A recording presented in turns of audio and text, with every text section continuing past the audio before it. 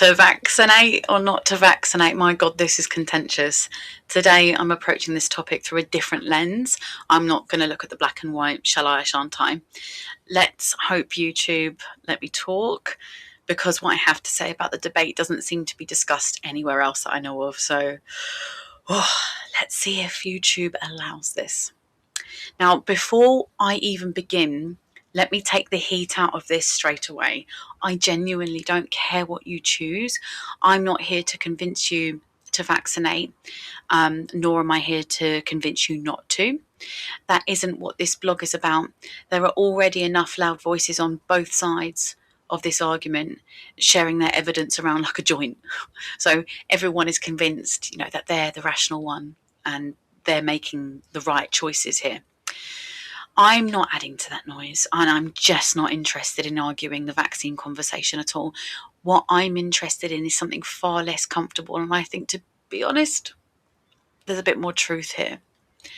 I'm interested in where our decisions are actually coming from, because after years of sitting with parents, be it in the birth rooms or, postnatally, or even, those late night voice notes, when everything feels so overwhelming, I've noticed a really specific pattern that doesn't get spoken about ever.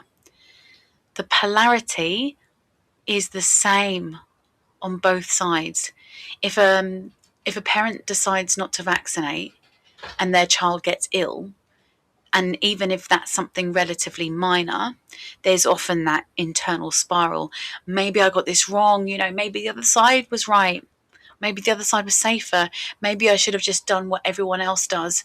And if a parent vaccinates and their child has an adverse reaction, the spiral is identical. I shouldn't have done it. I should have trusted myself. I knew better. They're different choices, aren't they? But they're the same fear.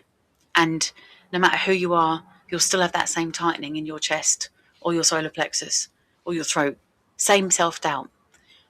Both parents believed they were making a careful, informed, responsible decision.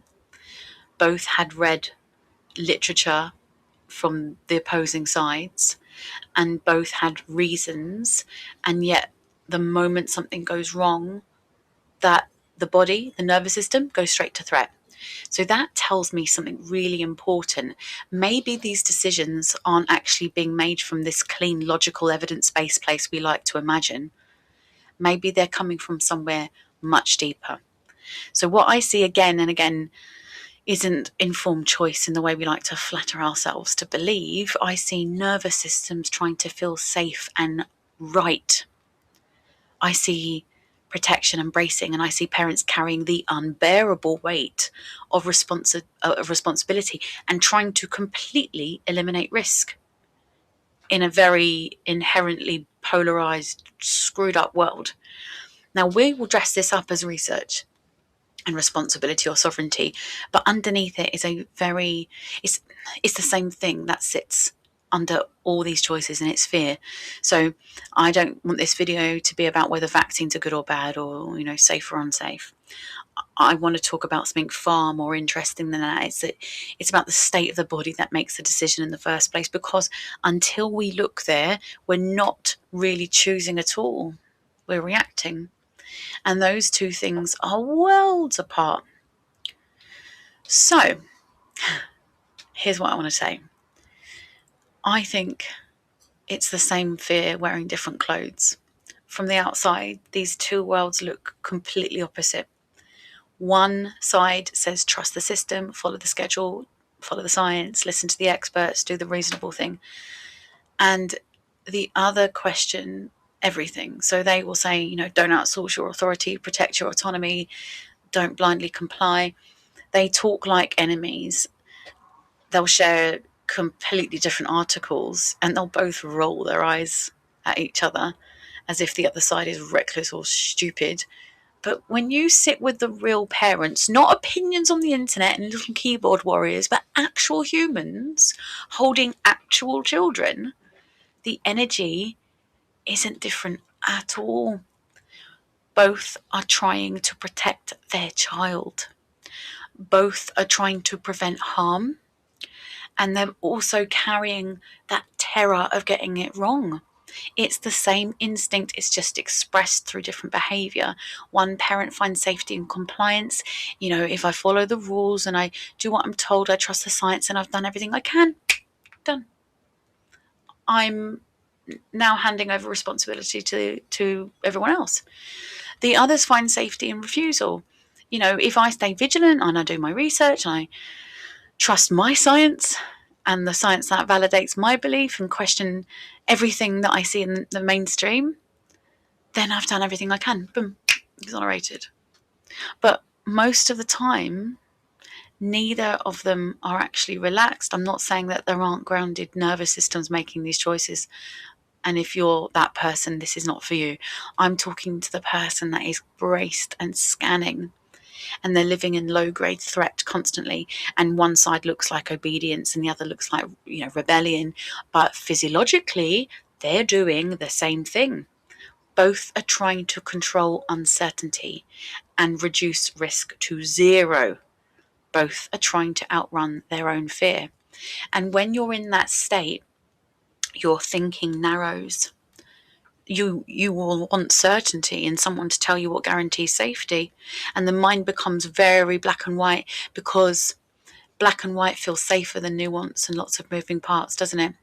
So a dysregulated nervous system doesn't make spacious decisions at all. They'll make really defensive ones. So you can read every study available and still be choosing from fear. You can call something informed choice while your body is contracted and trying to protect itself. And research doesn't automatically mean regulation. That's the part that I want to talk about. We argue facts endlessly, but we rarely look at the state we're in when we're interpreting those facts. And that, I think, changes everything. Brittle decisions, they'll shatter the moment reality doesn't match their plan. And you might be sitting here watching this thinking, oh, that's a very lovely insight, Nikita, but my kid has to live in the real world and outcomes, of course, matter. Yes, I agree. So let's look at this closely. So if your child gets ill after you decline a vaccine and you collapse into self-blame, or if your child reacts after you consented, you're going to collapse into self-blame. You replay the choice over and over and torture yourself with the what ifs. You look maybe for someone to blame, and that could be yourself or the system or the other side, and your nervous system stays in threat for years. And I see this all the time. It's not necessarily the event that breaks people, it's a meaning they attach to it afterwards. When a decision comes from a more regulated place, it feels really quite different. There's still uncertainty, because there's always uncertainty when you're raising children, but there's less drama around it.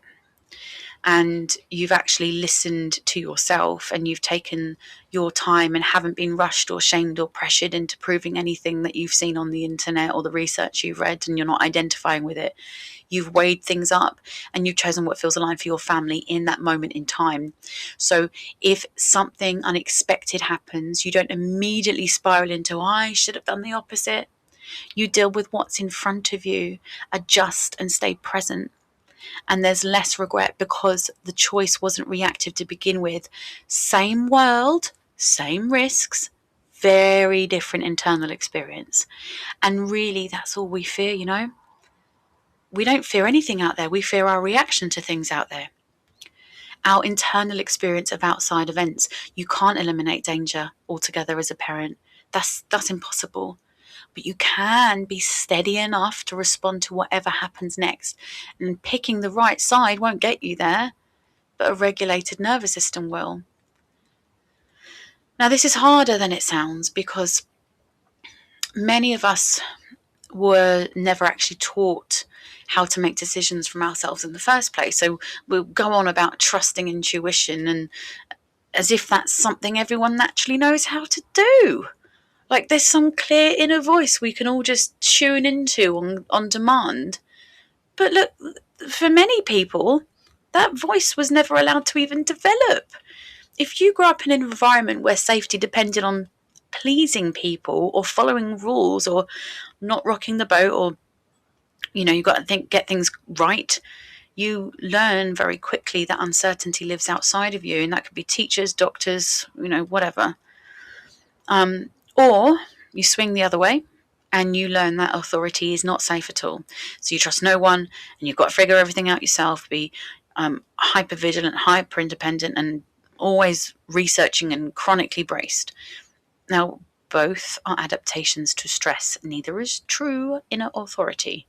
So if you, in your early years, didn't allow, you weren't allowed to feel safe having your own pace and preferences, which includes your own no and your own yes, then of course you're going to look outside for certainty. That's what you were trained to do.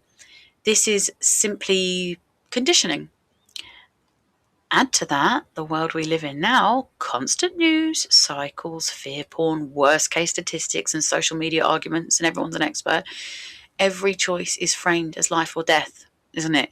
So you hear good parent or bad parent. It's a lot, isn't it? No wonder people feel desperate to land on a side and cling to it with dear life to create their own identity. Certainty feels much safer than ambiguity when your nervous system has never really known safety. So then it becomes very emotionally expensive when there's uncertainty. So when I talk about regulation or self-led decisions, I'm not saying it's easy or obvious. For many people, this is a completely new territory. No one modeled it or showed you what it looks like to sit with uncertainty without panicking. And no one showed you how to feel into your body and trust what you sense. Most of us were taught to override ourselves instead of listen. So if you notice that you either freeze and defer to authority or go into overdrive researching for hours trying to eliminate every possible risk, that's a survival strategy. It just might not be the one you want to keep running your life right now. Here's the thing though, right? This isn't really about vaccines, and that was never my intent for this video. Vaccines are just one of the obvious places this pattern starts to show up. In the same pattern in birth, school, money, relationships, business. Basically, every decision, whether stakes feel high and we feel under pressure and you're scared of getting it wrong, we'll tell ourselves we're being logical or responsible or evidence-based, but most of the time we're simply trying to feel safe. We're trying to get somewhere certain, and we're trying to get rid of that old, what if I mess this up noise in our mind. And when you live like that, every choice feels really bloody loaded.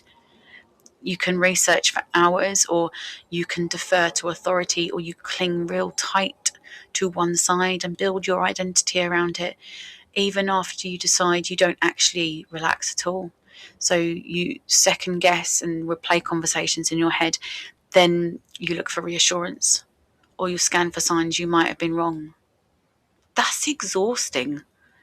Your nervous system has never really felt safe enough to trust yourself. So of course you're going to outsource certainty or swing into hyper-independence or try to control and tether every variable. These are actually really intelligent survival adaptations, and they kept you safe once, but they're just not very peaceful ways to live anymore. It's like you're running on outdated software. And at some point, some people realize they don't actually want better arguments or better information. They just want peace, guys, and the ability to make a decision without spiraling. And that shift is physiological, and it happens when your nervous system finally feels safe enough to stop bracing. From that place, you still, of course, read and have a good long think and study. And what I'm pointing to doesn't mean that I think you should become passive or naive, or you just stop making decisions, but you stop making decisions from fear, which means less proving and less, look, this is my identity, you must buy into it, otherwise I'm going to be triggered. And that changes far more than any single medical decision ever could, in my opinion. These days I don't want to do quick fixes or one-off chats. I'm not interested in surface level advice because it simply doesn't work. You can think positively all day long. You can journal, visualize, repeat affirmations, read every book on mindset. But if the nervous system running your life is still in a constant brace state, nothing outside you will change. It's like trying to listen to a beautiful piece of classical music while someone in the next room is blasting heavy metal at full volume. You keep straining to hear the melody and telling yourself to relax, trying to focus harder, but the noise underneath never stops. Of course you can't hear the thing you're reaching for.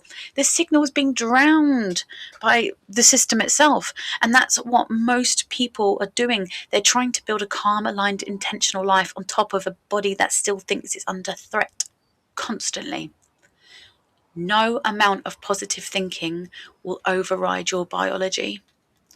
No amount of insight rewires a braced nervous system, and no amount of talking about your childhood changes anything if it's not embodied. That's why I'm not interested in surface level psychology or endless analysis that shows you the pattern and where it came from, but leaves you living in exactly the same way. Awareness is useful, of course it is, but it's on its own, it's just information. The work I'm pointing towards is about embodiment and changing the state you live from and teaching your nervous system that it's safe enough to stop bracing. So your choices, your relationships, your health, or your leadership in business, they all come from somewhere grounded. If you're resourced, self-responsible, and ready for that level of honesty, you're welcome to step into a deeper container with me. You can join my Substack. You can find me on Facebook. And if not, take what you needed from this conversation and keep going. Either way, you don't need an opinion. You need your own authority back. Please like and share this video if you found it helpful. Please subscribe to my YouTube, and you can find me on Substack or on my website, nikitastark.co.uk.